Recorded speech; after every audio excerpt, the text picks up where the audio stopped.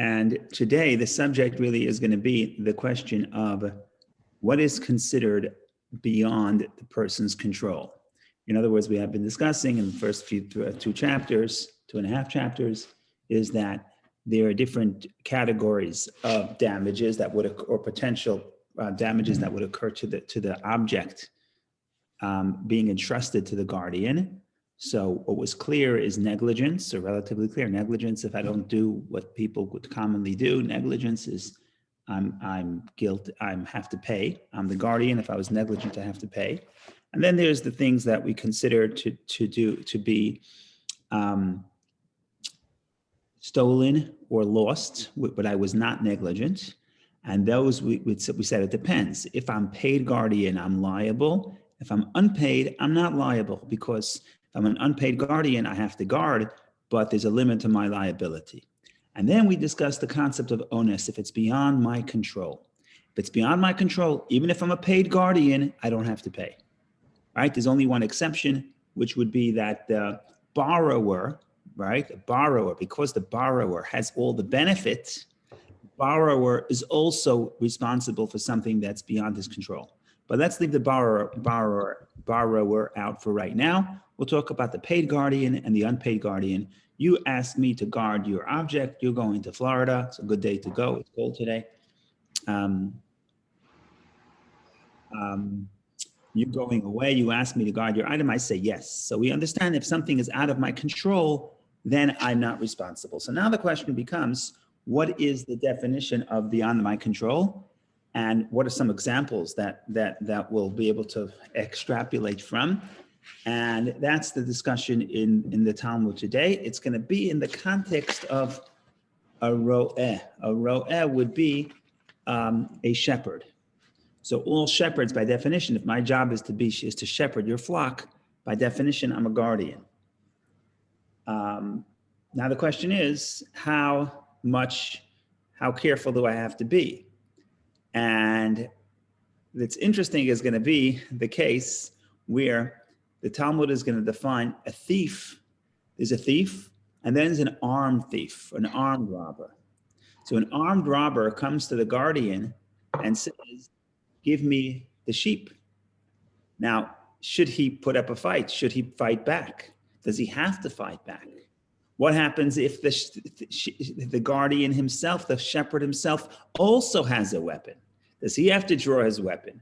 Or does he just say, take your sheep and get out of here? In other words, is an armed guardian considered to be an onus beyond my control? And so it's not just, not everybody here is going to be a shepherd anytime soon, but not anyone here is going to face a armed robber. But where I grew up, we certainly had the fear that we would face armed robbers, and some of the people I know had, my mother had. And it's always the question, just give them what they want and hope for the best. What happens if I have a weapon? Do I have to put up a fight? If I'm a guardian, if I'm a paid guardian, if I'm an unpaid guardian, this is what we're going to discuss. So hopefully you're in Greenwich, you don't have to worry about it. I remember when I moved to Greenwich, somebody told me, oh, at night, don't go to this area of Greenwich, it's not safe. I'm sorry, I come from Brooklyn, everything in Greenwich is safe relative to where I come from. So I didn't really heed their caution too much. But that is the background of what we want to discuss. I think we'll start with the Talmud, because it's always interesting when there's a debate, and then we'll see how Maimonides rules. In the meantime, till we pull up the Talmud, if any comments or questions, please share. Otherwise, we go straight to the Talmud. Pull it up here.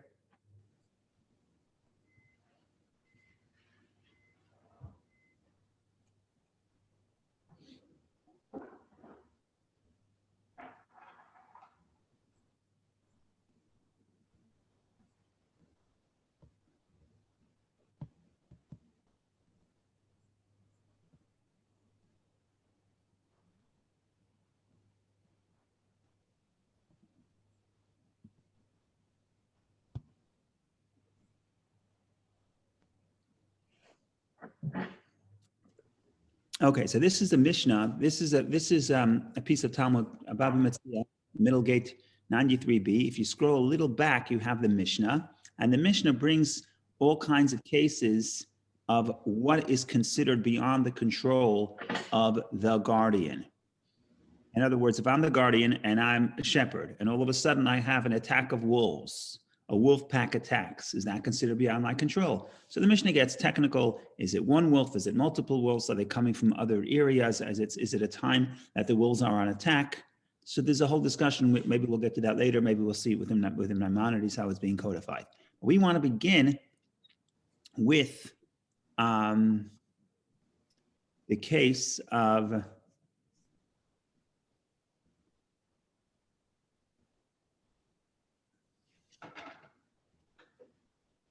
listim ene oines. But if the shepherd, a bandits, I'm sorry, I read it wrong. Halistim, let's begin with here.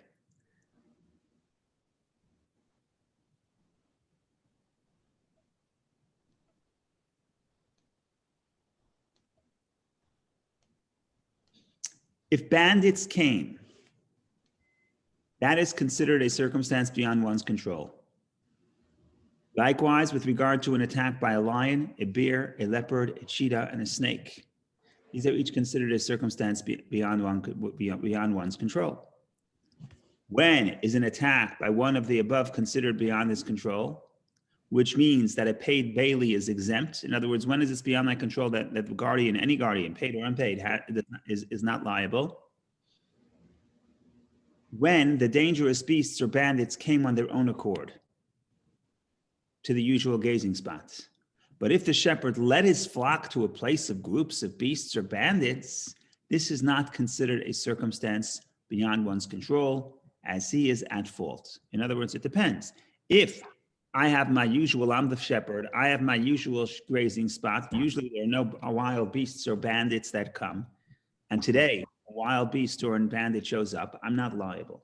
But if I took my sheep to a place that is known that there are wild beasts there or bandits, then I am liable. Be relatively straightforward. It's not so complicated. Now I'm going to scroll down to the Talmud. And the Mishnah teaches that if bandits came, this is considered a circumstance beyond one's control. That's what the Mishnah says, right? So if I'm grazing my sheep, I'm enjoying my day. That says it's not very labor intensive to graze sheep. So I'm sitting on the grass, a bandit shows up, says, I want the sheep, and I'm only a guardian, they're not my sheep. So that I don't have to pay, it's not beyond my control. The Gemara asks why? Let one man stand up against another man. But should defend his flock and fight the bandits, as that is what he was hired to do. So the question here becomes, why does the Mishnah say that just because a thief shows up, the shepherd is not liable because it's beyond his control? The thief shows up, so that's why you're here. You're here to scare away the thief. If you're just going to evaporate into thin air because you're the guardian, then who needs a guardian to begin with? That's the Talmud's question. Rav said, the Mishnah is referring to armed bandits against whom the shepherd cannot reasonably defend the flock. What's the answer? The answer is that when the Mishnah says that a bandit shows up, that a robber shows up, the guardian is not liable, it's because he's armed and I'm not. And if he's armed and I'm not, it's beyond my control. This would imply, by the way, that if he's not armed, I have to try to defend it. I have to defend the sheep and try and I guess get into a fist fight. But if he's armed and I'm not, what am I going to do? Okay. Now the Talmud raises a question. Okay, so you're telling me that if the thief is armed, it's beyond the control of the shepherd, the guardian, and the shepherd therefore doesn't have to pay. Now the question becomes, one second, what happens if the thief is armed, but the shepherd is also armed? So what are you going to say? It was beyond my control because the bandit was armed. The shepherd was also armed. So maybe I had the responsibility to draw my weapon, and we'll see who wins. Let the better shooter win. So do I have to do that? Or is it saying that guy shows up with a gun, here, take all the sheep you want, I'm not liable to pay? That's the question that the Talmud is going to raise just about now. Ibaya lahu. A dilemma was raised before the sages, right? Because remember, how did they learn? Everyone sat together, someone read the Mishnah, and someone in the crowd raised the question, right? It was very organic discussion, and everybody has the right to speak, and everyone has the right to raise. And that's why the Talmud sometimes jumps from topic to topic, because that's the way the discussion developed.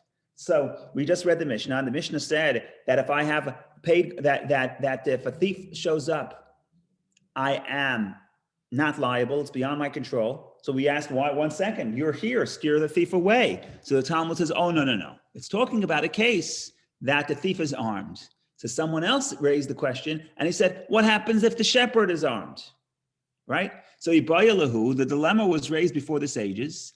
If the case involved an armed bandit and an armed shepherd, what is the halacha? What is the law? And now we have both sides of the question. Do we say, let one man stand and fight against another man? And therefore, I have the responsibility, the shepherd has the responsibility to show up and pull out his weapon and try to scare away the bandit. And if he doesn't, he's liable to pay for the sheep that are in his custody. Or do you say, I'm not risking my life? Let's see the other side of this discussion. Or perhaps this bandit is willing to risk his life, and that shepherd is not prepared to risk his life. Say it's not a fair balance. Even if the shepherd has a weapon and the bandit has a weapon, it's still out of my control because it's still not even. Why is it not an even playing field between the bandit and the guardian?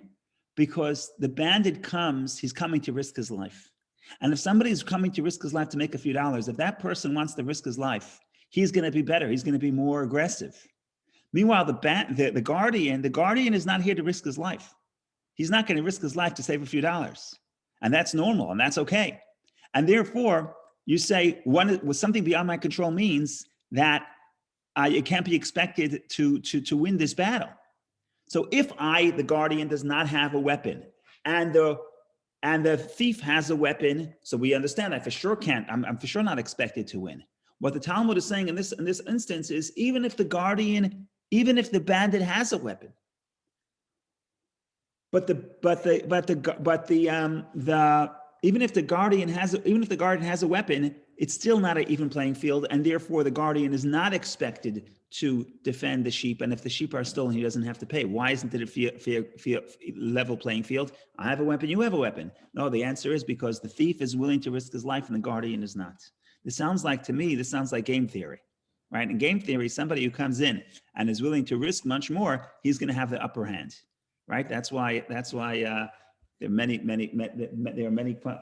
ramifications for this. That's why, for example, in some sense, guerrilla warfare is when people are prepared to do things that the other side is not prepared to do, they have the upper hand.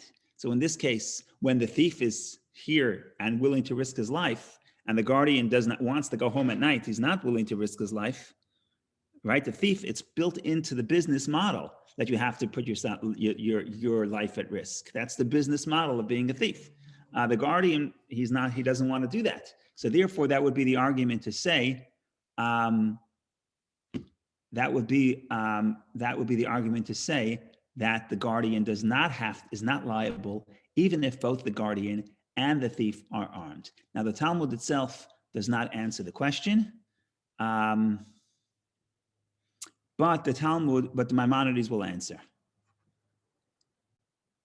The Maimonides will answer. So these are the two sides of the dilemma. The two sides of the dilemma is, we started out with the Mishnah, we say clearly that if a thief is considered beyond one's control, so if a thief shows up, the paid guardian, even though he's a paid guardian, is not liable. And we said, why? How come? So we said, well, the thief, because you should have stopped the thief. I'm sorry. Why is it beyond my control? Why shouldn't I stop the thief? We answer, because we're talking about, the Mishnah is talking about an armed thief. An armed thief, you're not expected to fight an armed thief. So then we say, 1 second, what happens if the robber himself is armed? Here, we're not sure. There's two ways to look at it. One way to look at it is, if you're armed and that guy's armed, you have to stand up. You have to stand up to the thief. You have to try to defend the sheep entrusted in your care. Or do we say, I don't have to, because it's not fair. It's not a level playing field, because that guy who's standing up against me, he has a weapon, I have a weapon, but he's willing to risk his life. I don't want to risk my life. So maybe I don't have to pay. So that's the dilemma. And like I said, the Talmud leaves it open. Go ahead, Vicky. Well, my question is, it kind of puts the thief in advantage, the armed thief, Yes. because he knows that he's not going to be contested and just will get what he wants because the shepherd is not responsible. So that's true, and that's part of game theory. That's right. The person who's more reckless has an advantage. It's unfortunate, but that's the way it is. Now, whose problem is that? Is that the thief's problem? Is that the individual shepherd's problem? Maybe it's society's problem. All I did is I agreed to watch your sheep. I didn't sign up to defend the national security of the country. In other words, to defend all the safety and security of the country. It's not my problem. I'm just a regular citizen trying to become armed citizen, okay? But I'm an armed person. But I'm just trying to earn a living by guarding your sheep for a fee. Now, yes, the fact that somebody's coming and that person built into their business model, they're a person that takes risk and they're willing to risk their life. They're criminal. They're willing to risk their life to make a few dollars. I'm not standing up against them, not because I'm going to lose. I may win, but I'm going to lose because they're willing to risk their life. And if you're willing to risk your life, you're going to win. That's the way it is. The person who has more courage is going to win. I'm reading a little bit without going off topic, but I'm reading about the former prime minister of Israel, Arik Sharon. So when he was in general in the early 50s, he would have to, Israel was being attacked before he was a general, early 50s. And the point was that they came up with this theory that the only way to defend against people shooting at you is you have to run in and charge at them. And it's completely unnatural to do. Because when someone is shooting, you want to hide. Problem is, if you hide, they're going to shoot you, right? So the only way to stop it is to charge. The problem is nobody wants to charge. It's against our nature. So you need some. So what they came up with is, and this has been in the Israeli army that way ever since, that the leader, in other words, the commander, has to be first. And if the commander is going to charge, then people will charge with him. Right? That's why they always send the commander first. But the point here is, yes, it's unnatural. Natural is to defend. If you're willing to risk your life, you will win. If you're willing to charge at the person shooting at you, you're going to win. That's the way it is. But yeah, but not everyone's willing to sign up to be in the commando, right? So it's not everybody is not every shepherd has the responsibility to stand up. Is not the responsibility or it's not fear. It's not fear. The psychological makeup of this encounter, right? This again, the premise is that if we're in an even playing field, then I have to stand up to you. If you don't have a weapon and I don't have a weapon, I have to stand up with you. I have to stand up to you. But if you're dangerous because you have a weapon, even if I have a weapon, no, we're not even. That's the way to look at it. The way to look at it is one way to look at it is I have to stand up and defend you. I have to fight you. The other way is, no, it's not even. It looks like it's even. We both have a weapon, but it's not even. Why? Because you're the thief and you're willing to risk your life and I'm not. And if I'm not, you're going to win and I'm going to lose. So what am I going to put myself in a place where I'm going to lose? So that's the two ways of looking at this piece of Talmud, looking at this dilemma. And we will not going to keep you in suspense. We're going to look right away. I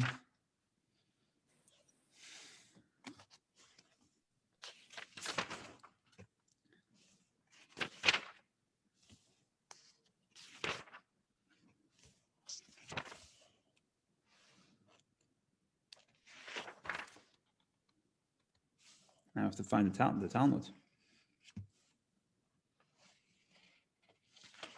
Okay, let's look at number 4. Let's look at number 4, chapter 3, number 4. Okay.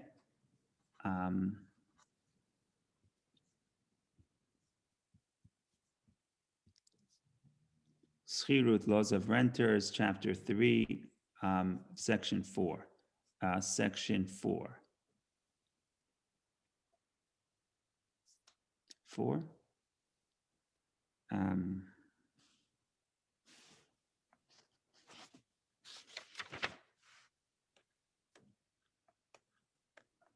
Middle of 4.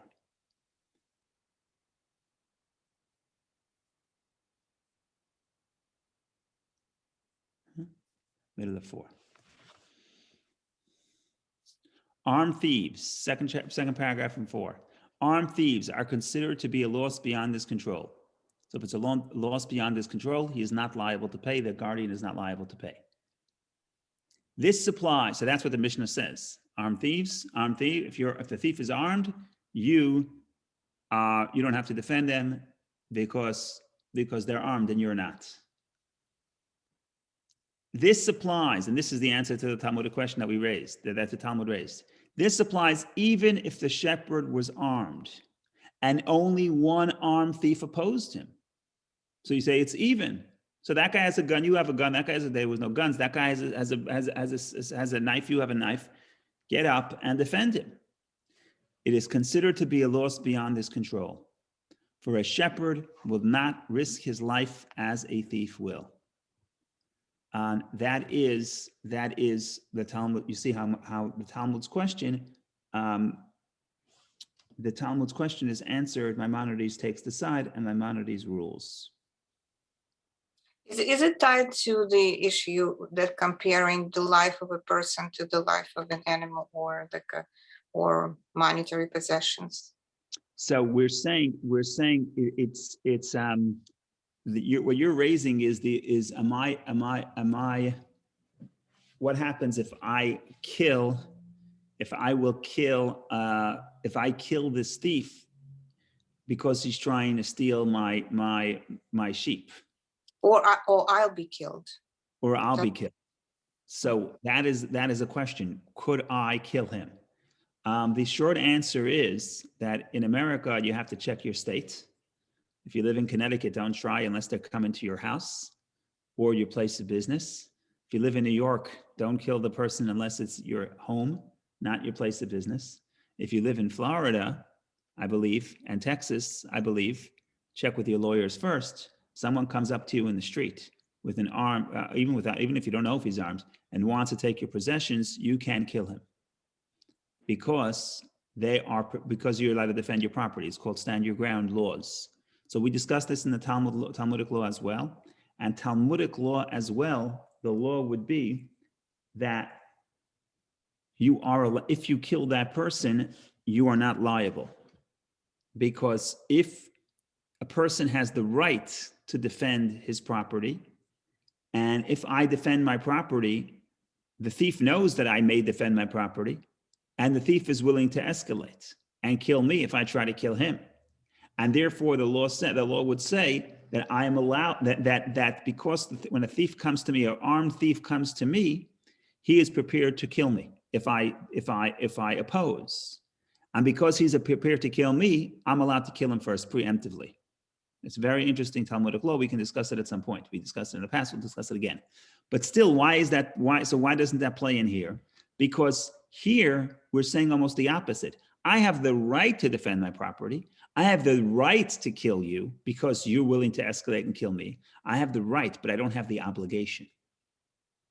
I don't have the obligation to kill to defend my property and risk my life. I don't have the obligation. So if I don't have the obligation, then the guardian cannot be expected to stand up and say, I am going to fight with my life to save someone's few dollars, or even $100, even $1 million. Doesn't matter. I don't have the obligation. I don't have the obligation. If I don't have the obligation, then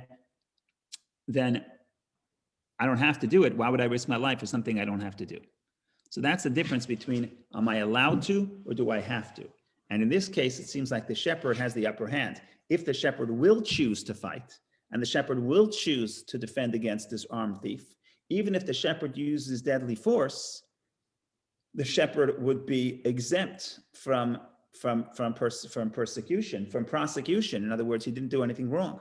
Why? Because his life was at risk, as the Talmud discusses that based on the law based on a verse in the book of Genesis and book of Exodus.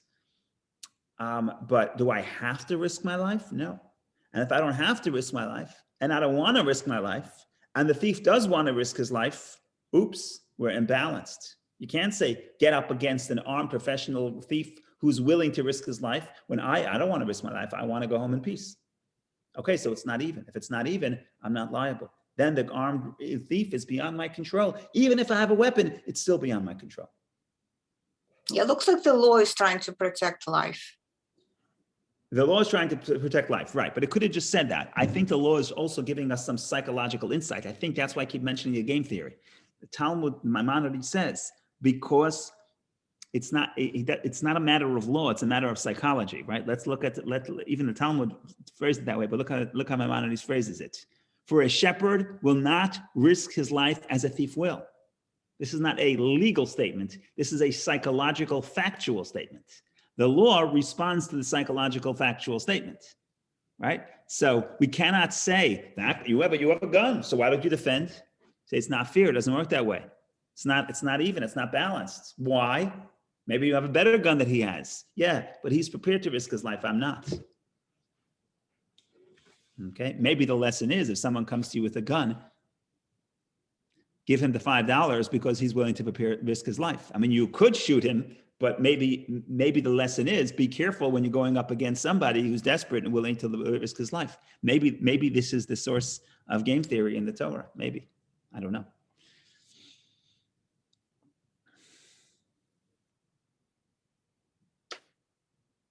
Okay, let's go back to the Talmud and we'll see a funny case. And it's funny because it seems obvious, but once you get to the commentaries of the Talmud and Maimonides, you realize that it's not so obvious and you realize what's trying to happen here. And again, psychology is entered into this discussion. And again, there are ramifications for today for psychological warfare. So even if you're not going to be a shepherd anytime soon, this is important. Let's go back to the Talmud. Okay, so what was the Talmud's case? The Talmud's case was that if an armed thief or wild beasts come to what was generally considered a safe place, then the guardian is not liable. He doesn't have to defend himself. He doesn't have to defend. He doesn't have to use force, and doesn't have to. And he's not liable for the fact that the sheep will be lost, either to the wild beast or to the human being who's acting like a wild beast, or worse than a wild beast, because the human being has free choice and the wild beast does not.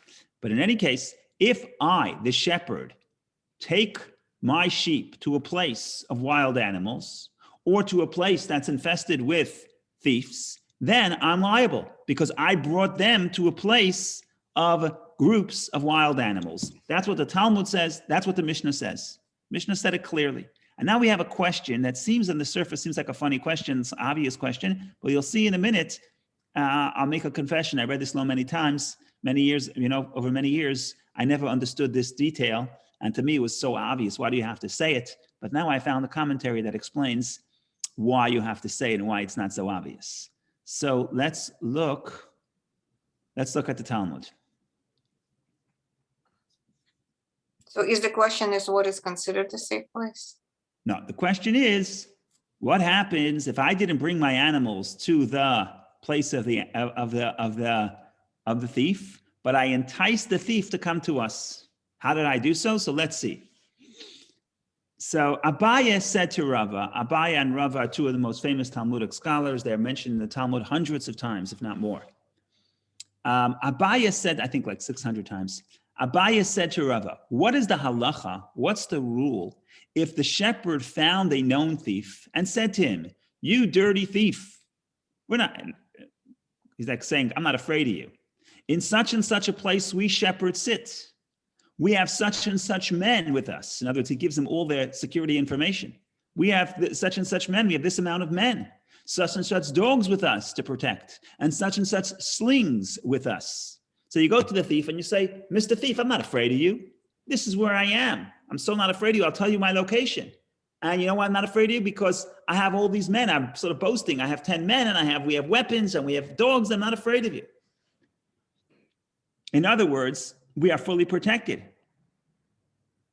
Oh, so this is what I didn't realize. Okay, so let's skip. Let's read what he's saying. In other words, we are fully protected, and you should not dare to take anything from us. If the thief subsequently went and took an animal from them, what is the halacha? Rava said to Abaye, it is as though he has taken them to a place of groups of beasts and bandits, as his taunting of the thief motivated the thief. So what Rava says to Abaye, it makes no difference who goes to who, right? The Mishnah says, if you go to a place of thieves, you're liable. Says Abaye, what happens if I didn't go to the thief, but I caused the thief to come to me? How so? Because I enticed them. I said, I'm not afraid of you. And then the thief shows up and takes an animal, sort of to prove me wrong, to prove that he's better than me. So what's the law? So Rava says it's the same law. The guardian is liable. Why is the guardian liable? Why is the guardian liable? Because it's the same idea. What's the difference if you brought your sheep to the thief, or you brought the thief to the sheep? In this case, you brought the thief to the sheep. You're liable. That is the law in the Talmud, and it's codified in Maimonides as well. We'll get to that in a second. What I never understood is, isn't this obvious? Isn't it obvious that you're inviting an attack? Isn't this obvious that if you're inviting an attack, you're liable? So I read a commentary last night that he said like this. He says, this is not a foolish shepherd. This is not a person who's just trying to taunt the thief. What he's trying to do is actually dissuade. His intention was positive. He's trying to dissuade the thief from coming to them. And he says, Mr. Thief, don't come. It doesn't pay. We're going to hurt. We're going to overpower you. So he's actually not flaunting to invite a confrontation, but he's actually flaunting the manpower and the weapons to discourage the thief from coming. So that's why he did it. And that's why he didn't do anything wrong. In fact, maybe in some sense, in his mind, he's doing something smart. Nevertheless, the Talmud says, Rava says that no, you give out the information. You tell people how many men you have and how many weapons you have. You are vulnerable. You're responsible. That's irresponsible to tell somebody how many guns you have or how many people you have. If you want to dissuade them, be vague. Say we have many people, we have security. Don't say what. Never tell the people, never give the intelligence of exactly how many men you have and how many dogs you have and how many weapons you have. That is dangerous. And why am I saying this? Why am I so interested in this? Because I open up the news and every day there's another scandal in Israel. Why? Because some guy in the army, some former army general says, we do have enough weapons to attack Iran. We don't have enough weapons to attack Iran. And the point is, if you're right or wrong, it doesn't matter. It doesn't matter. You're harming the security of Israel anyway, because never tell people what exactly you have and what exactly you don't have. And that's why Israel, it doesn't tell people whether or not they have the nuclear weapons. If they do, if they don't, how much they have, better to be quiet. And I think this is where it comes from. Even if you have good intention, you say, I'm going to tell people about all the weapons I have to dissuade them from attacking me. No, never give up. The most important information you have is your own power, and never give it up. So I think that's what's happening here. I think that's very interesting. Again, it's how psychology affects the liability of the thief. And even if the thief, like I said, the thief did the right thing in the sense in his mind. He didn't mean to taunt the thief. He wasn't trying to invite the thief. To the contrary, he was trying to dissuade the thief from coming. Nevertheless, if you tell the thief of how the intelligence of how many people, animals, in other words, protected animals, dogs, and weapons you have, you are doing something that is risking yourself and the animal and the animals in your care, and therefore you are liable. So that I think is interesting. We'll read it again in Maimonides to see how it's codified, but it's the same idea. When a shepherd, actually, it's not the same idea. Okay, let's see. Go ahead, Vicky. Go ahead. What if the shepherd was provoking the thief? Maimonides uses the word provoking. That's what I just noticed. And therefore, for sure, he's liable. The Talmud says he's liable. That's what Rava says. Rava says, hey, ladies and gentlemen, it makes no difference if you go to the thief, but you bring your thief to you. You're liable. What I'm trying to say is, and I just noticed that Maimonides used the words provoke, and that's why what I'm saying is not so clear. But the commentaries are saying it's even the same rule applies, and that's why it's interesting. And that's what Rava, and that's what was Abaya's initial question, is even if he didn't do it to provoke him, he provoked him, but he didn't intend to provoke him. In other words, the word provoke could be the thief felt provoked, so he showed up. But then the question is, was it the intention of the guardian to provoke? And if it was, for sure the guardian is liable. What we're trying to say here is, even if it was not your intention to provoke, it was your intention to dissuade the guy from showing up by demonstrating your might and force, and you think it's a good idea because it's a good idea to appear strong to push away the thief. It's true, appear strong, yes, but never tell people just about your strength. Google, ask how many Israeli soldiers, how many people are in Israel's standing army. You can't find the answer to that. Can't find it, right? Other armies, maybe you could. Israel, you cannot find the size of their standing army. Nobody knows. Why? You don't tell anybody your strength. If you do, you're giving up. You're giving up too much, and that's why maybe they got it from the Talmud. Either they got Either it was because they studied the Talmud and they studied the Talmud and figured it out, or even if they didn't study the Talmud, it's the culture that they grew up in. So this is how psychology affects the law and how psychology affects what is considered responsible or irresponsible in protecting yourself and your assets.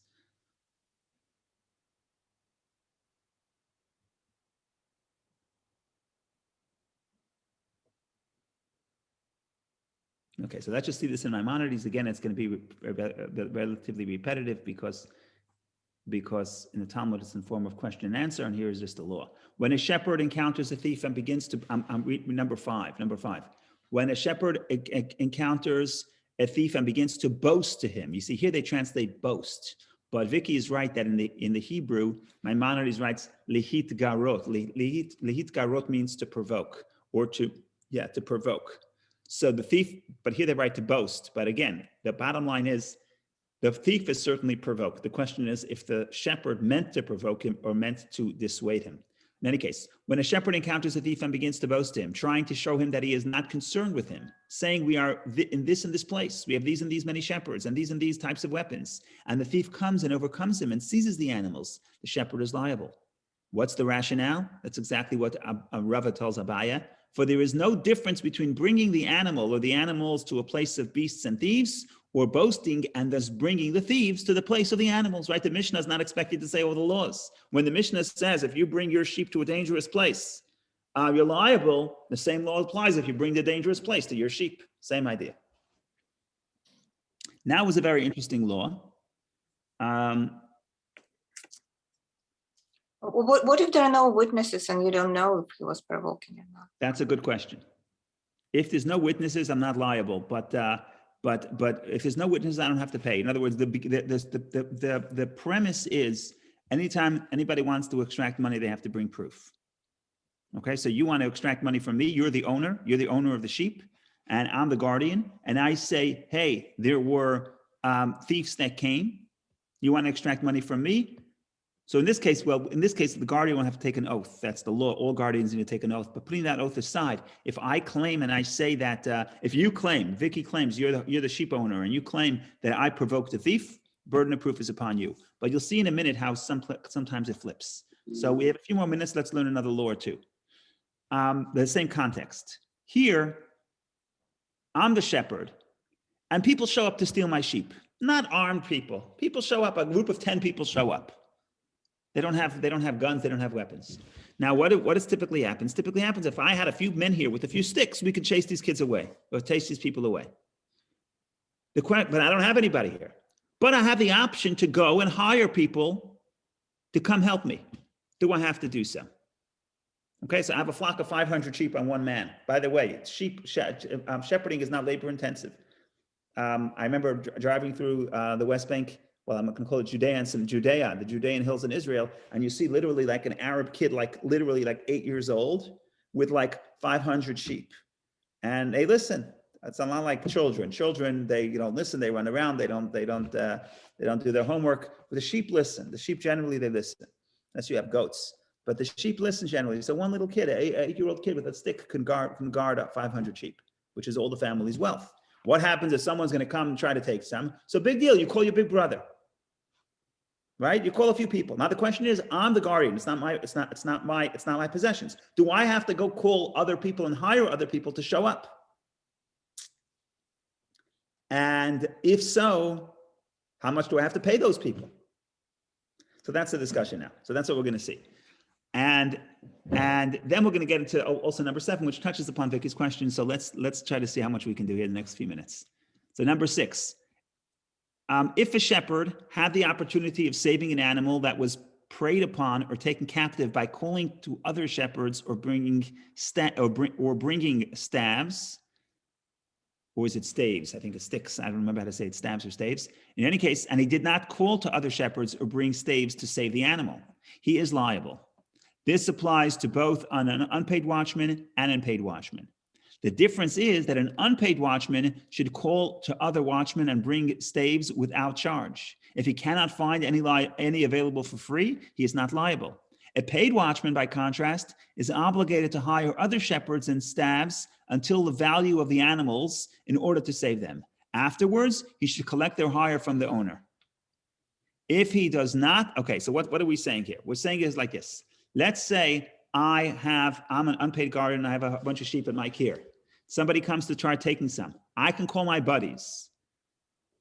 I don't call my buddies, I'm liable.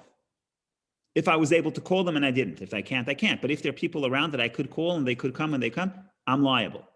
Here's the difference. If I'm an unpaid guardian, I'm liable to call them. And if they come for free, they come. But I don't have to actually pay them to come. And if they say, we're not coming unless you pay us, I'm an unpaid guardian. I don't have to pay you. If I'm a paid guardian, my burden of responsibility is higher. Then if I have the opportunity to hire people to come and help me, to defend against the attack, here I have to hire other people. How much should I pay them? Up to the worth of the item entrusted to my hands. In other words, if you gave me $500 worth of sheep, then I have to hire guards for $100, $200, $300, whatever it is, up to that value. But I'm not gonna hire people for $800. Why not? You'll see in a minute. Because let's say I hired people for $200 to protect me. I don't pay the bill. I send you the bill. You're the owner. Right? So now I can't bill the owner to protect the sheep for an amount that's worth more than the sheep. That would be absurd, right? So that's what we're saying. We're saying in general, the general rule is if I can call other people to help me, I have to. The only difference is how do I have to actually pay other people, or can I ask them to come for free? If I'm an unpaid guardian, I only have to ask them to come for free. If I'm a paid guardian, I have to pay them I have to even pay them if it's available. If it's available to bring people and pay them, then I have to do it. And if I don't do it, I'm liable. How much do I pay them? How much should I offer them? As much as up to the value of the object being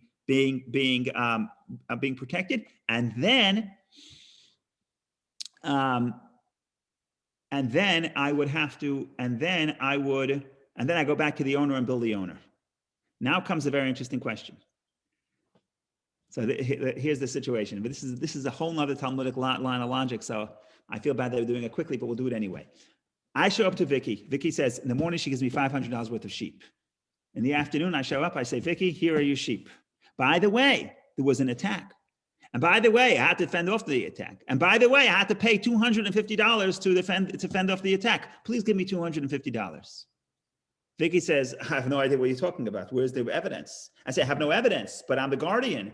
And you wanted me to protect them. And I had to operate in the spur of the moment. I couldn't go and ask for receipts, right? I had to pay them right away. I don't have any evidence. And Vicky says, I have no idea what you're talking about. I gave you sheep in the morning. Give me your sheep back. What are you giving me a bill for? And I say, I want a bill. What do you do then? So usually people who you paid. Let's say they're gone. I'm giving you a case. If I can prove, there's no problem. If I can prove, what do I do then? So now, usually you say the burden of proof is upon the person who wants to extract money. I want to extract money from Vicky. The burden of proof is on me. Now stop a second. What's going to happen if you're going to make the burden of proof on the guardian? Next time, he's not going to call people to defend because the burden of proof is going to be on him. It's not going to work. Oh, so what do you do now? So now we say this case is an exception. I take an oath and Vicky has to pay me. How come? The burden of proof is upon the person who wants to extract money. Here, there is a Talmudic catch. And the Talmudic catch goes like this. There's something called a migoy. Doesn't use the word migoy here, so it's not exactly clear what if we're using the migoy logic. But here's the logic. The logic is, if I'm a liar, if I'm lying, and the $250, I actually did not hire a thief. I did not hire other people to fend off an attack of an animal, for example, or a thief. If I'm a liar, then I could have had a better lie. I could have just said, give her back. You gave me sheep worth $500. I could have said 250 of those sheep are gone, and it was beyond my control.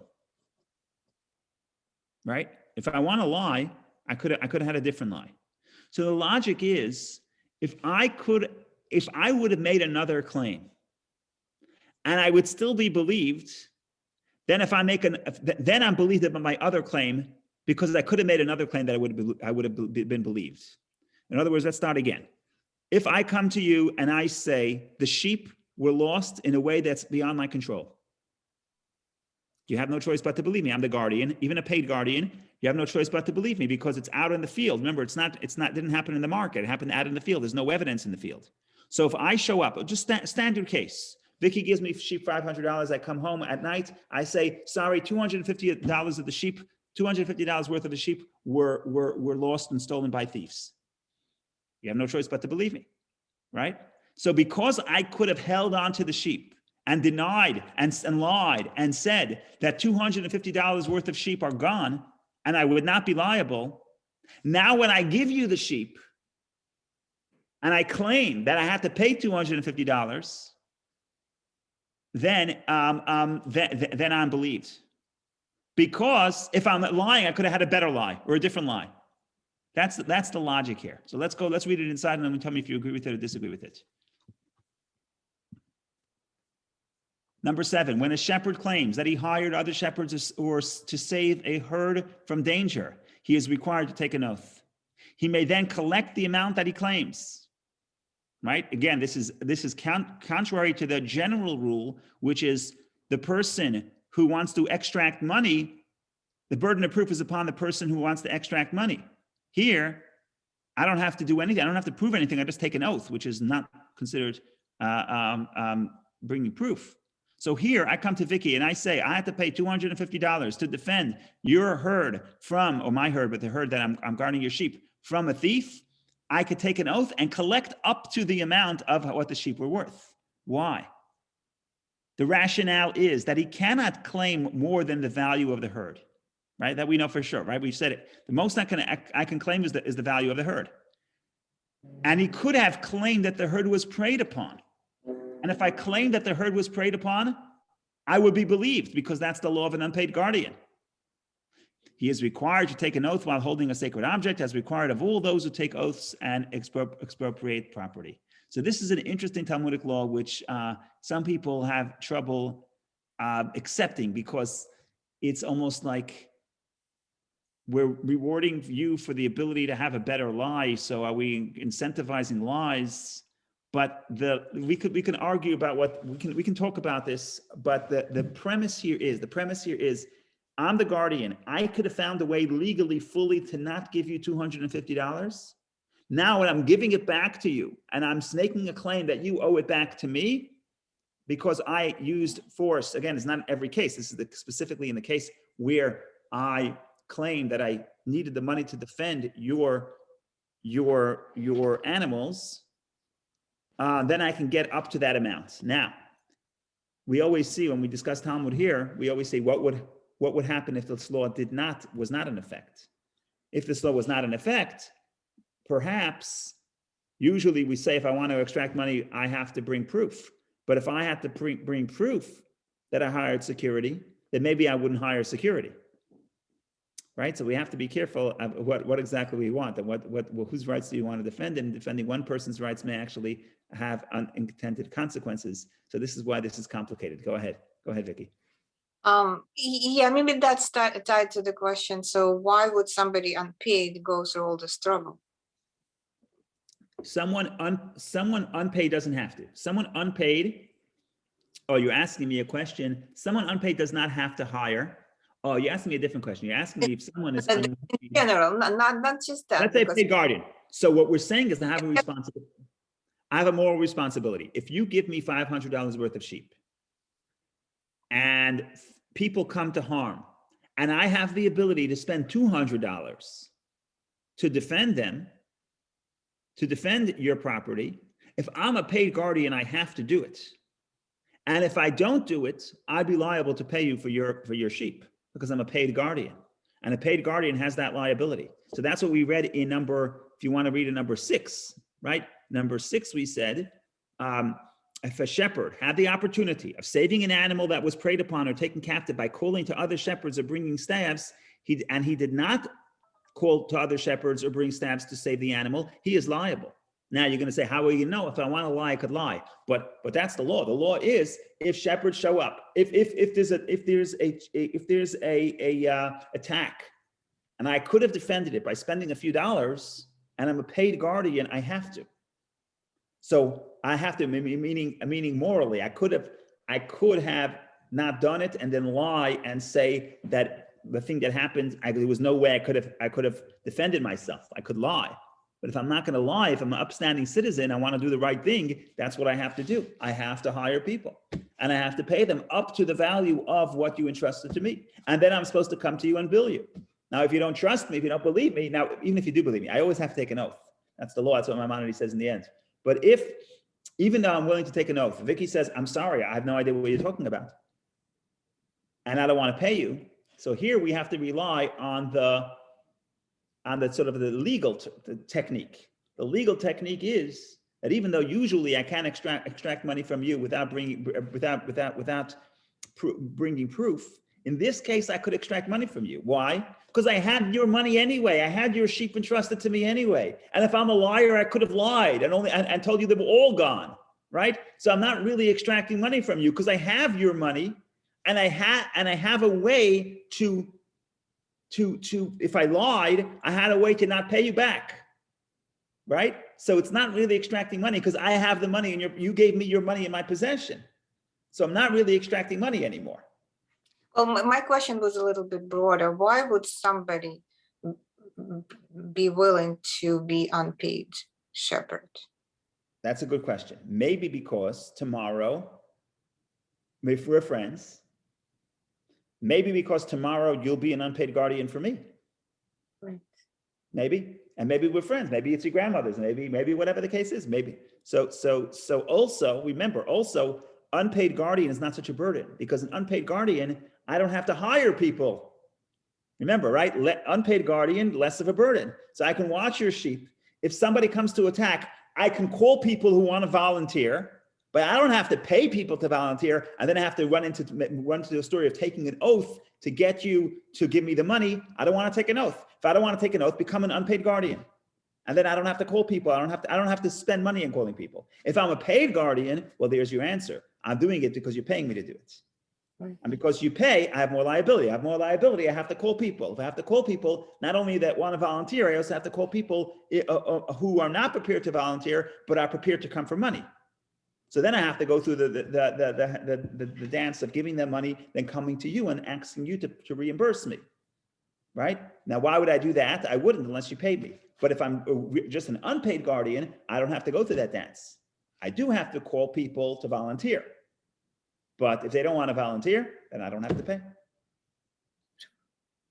Thank you, Rabbi.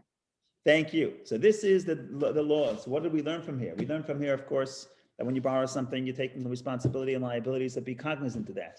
We also learn about the ideas here of don't always tell people about your security system and about how many locks you have and which technology you have guarding, right? Be vague, be general. Don't give the information about you. It's very valuable. I read the other day from Churchill, he said in war, truth is so valuable, you have to cover it up with many lies, right? You can't, the truth of your positions, the truth of what you have, you can't, it's too valuable to say, right? Truth is too valuable to say, so you got to be saying lies. So here, I'm not saying you should be lying to people, but you don't have to say, you're not in court, you don't have to say the full truth. Don't tell people the amount you have, and the amount you have, the amount you're willing to spend to defend yourself. It doesn't have to be in something that is physical force, violence. If you're in a dispute, don't tell people how much money you have for lawyers. Don't tell people. Be vague.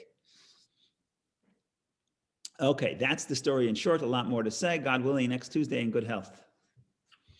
Thank you. Thank you so much.